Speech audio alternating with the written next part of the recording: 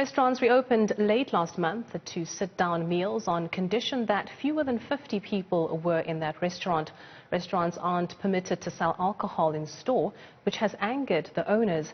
As with many other industries, many outlets have been forced to shut their doors permanently due to increased expenses and no income. Well, speaking about the impact of the lockdown on the restaurant sector is Wendy Alberts, the CEO of the Restaurant Association of South Africa. A very good morning to you, Wendy Alberts. Thank you so much for joining us. Hello, how are you today?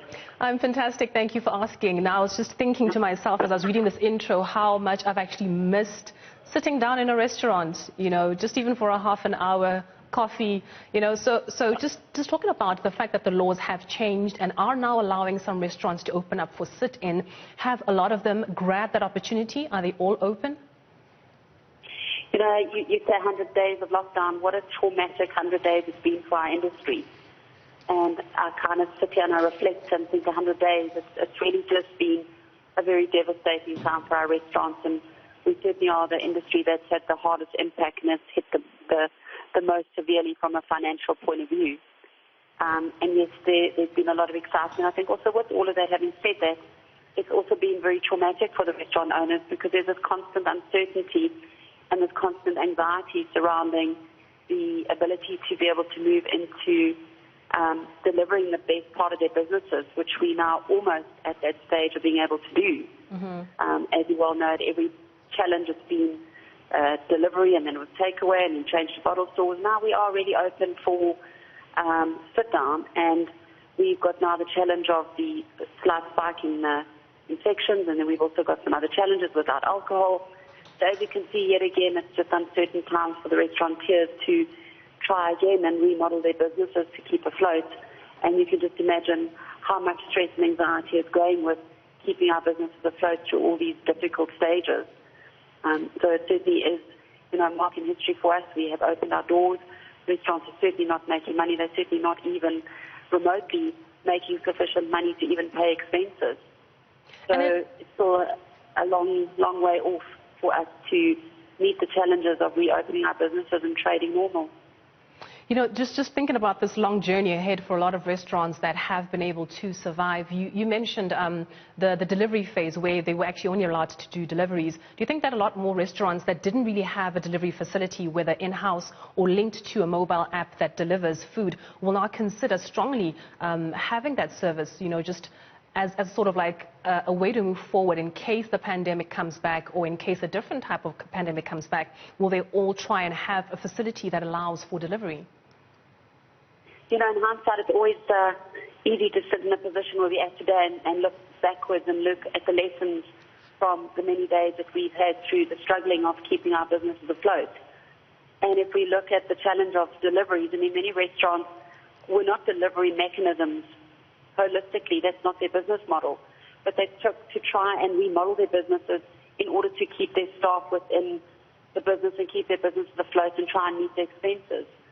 And I think if we just start at the beginning, I think the key aspect of this entire process was, one, if the insurance companies had paid business interruption, a large portion of percentage of our restaurants would be in a very different financial position as to where they are today, because those policies never paid out. And restaurants for many years have paid the luxury of having those policies and paid the premiums to be supported in difficult times like we've got. So that ongoing argument happens. The lack of relief from landlords has got a ripple effect going forward because they also need to get relief from another aspect. So whilst we've had some landlords, the situation has evolved to a lot longer than the rent relief that we've got for a couple of weeks and then moved into months. And I think we're still going to see that the industry is devastated for a very, very long time to come. Key critical part that we're looking at is that there's absolutely no cash flow. The restaurants have got no cash flow in order to be able to sustain themselves in holding on and trying to reopen their businesses. And just on the issue of cash flow, some restaurants have had to downsize, reduce their staff. Apart from the fact that you can't actually run at full capacity due to social distancing, do you think that some of the restaurants, even though it might not be part of their original business model, will consider automation as a way of ensuring their survival? The key is to keep as many people in the country employed on whichever level we can continue to keep people under employment. we cannot have this massive impact resting on the economy of South Africa. And that is why we need to work with workable solutions with both government and industry to find ways that we can look at sustainability and saving the restaurant industry and saving many, many people's jobs. And we're just not having these conversations moving forward with industry, with the government. And industry and government really, really need to work together in an ability to look at how we save these iconic restaurants and how we save these beautiful restaurants. And,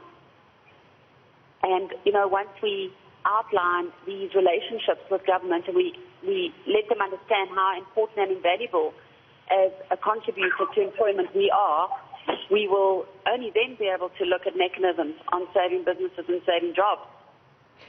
So what I can tell you is that the last week has brought massive amounts of retrenchment because there simply isn't cash flow to continue to trade the businesses. And like I said, I think when I spoke last week, one of the key aspects was that we were quite imminent of being able to get liquor within the restaurants because it is part of our financial model. And without that liquor, many restaurants simply cannot open, and many restaurants simply cannot afford to keep the amount of staff that they've currently got underemployment.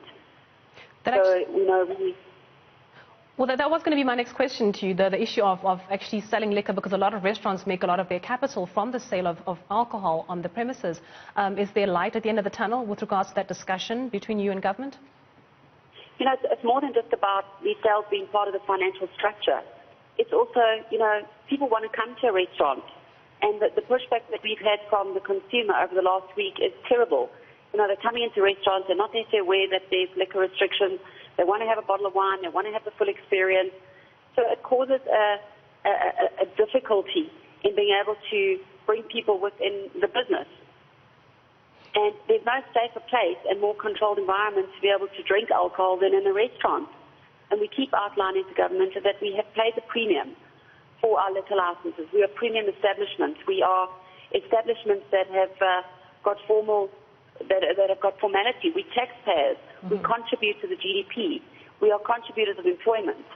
And there's nothing that proves that we will be irresponsible in the dispensement of alcohol. Restaurants certainly don't want to lose their liquor license, and they will continue to trade within those parameters.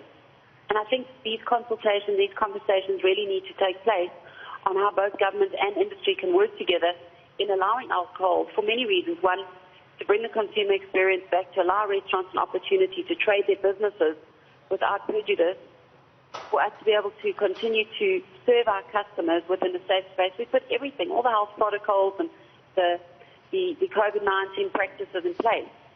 And we can see people are coming back to restaurants, and we're having today we've had good trade. Yesterday, last night we had good trade. I think tomorrow will be promising. It's still very new with an opening, but the resistance from consumers where there is not alcohol is putting us in a very, very difficult position. Well, we'll have to wait and see what government decides as an outcome to those conversations, but wishing all of our restaurants the best in terms of surviving through this lockdown and beyond the pandemic. That was Wendy Alberts, the CEO of Restaurants Association of South Africa.